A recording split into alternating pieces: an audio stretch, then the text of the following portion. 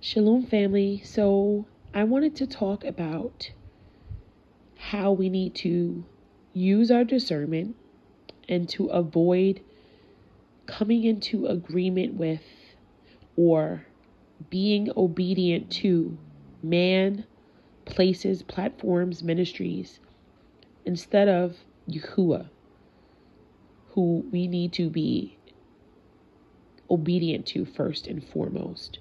All right, family, hear me out.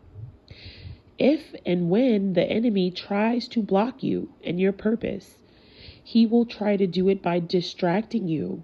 He'll use counterfeit platforms.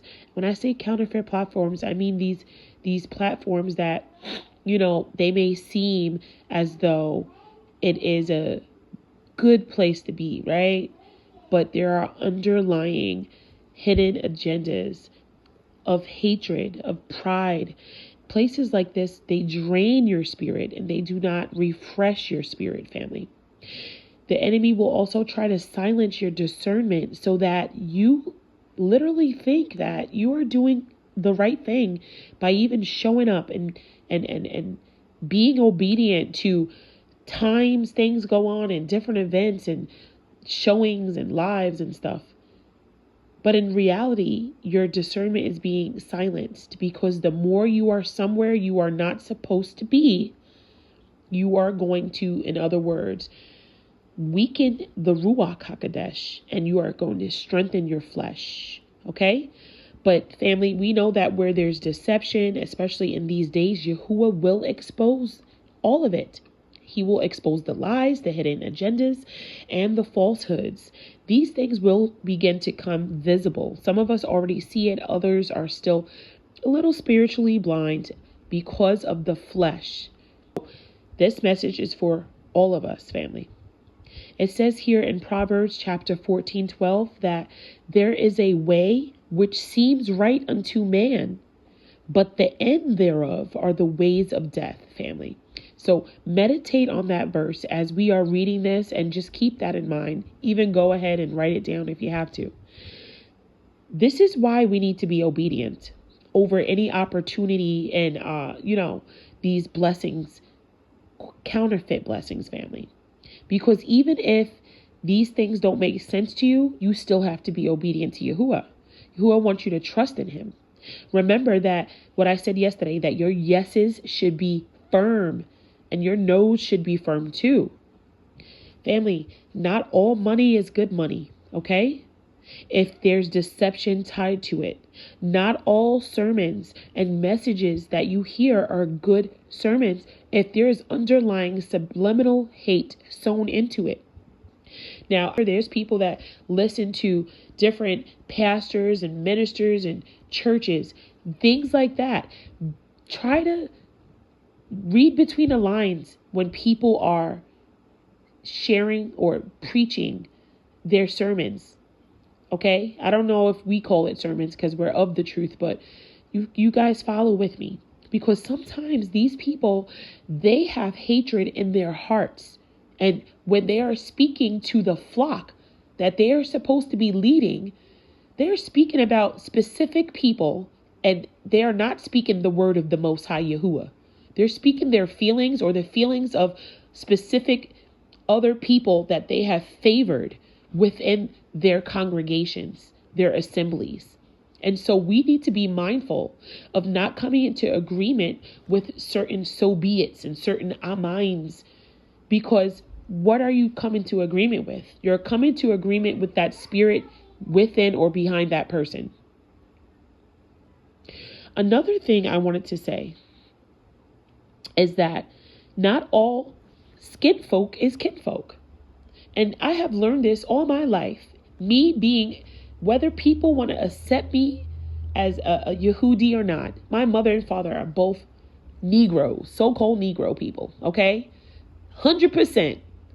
And people don't accept me all the time because I'm lighter and I've been called all types of names and stuff. But what I have realized is that it's my own people that are doing that to me, that I have learned that not all skinfolk are kinfolk. Your people are going to be sent to you and you're going to feel it in your soul and your spirit. They're going to get you. You're going to understand them. They're going to understand you, and they are not going to ever question your motives, because if you are pure, they're going to know you're pure. They're going to know you by your fruits, how you have loved, how you have listened, how you have given, how you have prayed, how you have been faithful and trustworthy.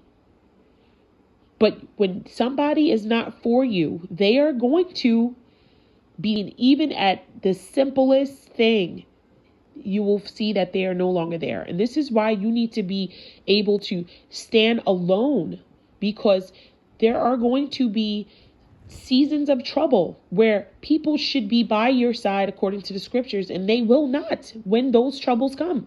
But your family will, believe it or not, right? Right, family? It says in Proverbs chapter 17, verse 17, it says, a friend loves at all times, and a brother is born for adversity. So we know that when it comes to brothers and sisters and family, people we consider our blood, they are there for those times of trouble, for those times of need, to help us, just like Yahushua HaMashiach, how he comforts us during these times. So we need to really use our discernment. All right, family? And there is a way to strengthen your discernment too. When you are set apart and you are abiding in the word, the Spirit will allow you to have the discernment, especially when you're allowing it to guide you. Family, if Yahuwah, our Eluah, tells you to walk away from something, let me tell you, you need to do it. In the past, I was told to walk away, or I had the Spirit tell me, don't go to the park, and I ended up not listening all those times as a lesson, family. And I remember going to that park and getting jumped by like 20 people. Yeah, I grew up in Queens, and that's exactly what happened to me. I shouldn't even be here. All the different things that happen, and that those feelings you feel in you, even before you knew who Yah was, he was with you, guiding you, and he was warning you. Those are those feelings you feel when he says, don't do it.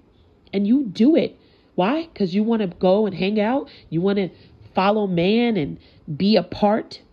But family, I'm telling you, you need to trust him enough to believe that he will give you something better.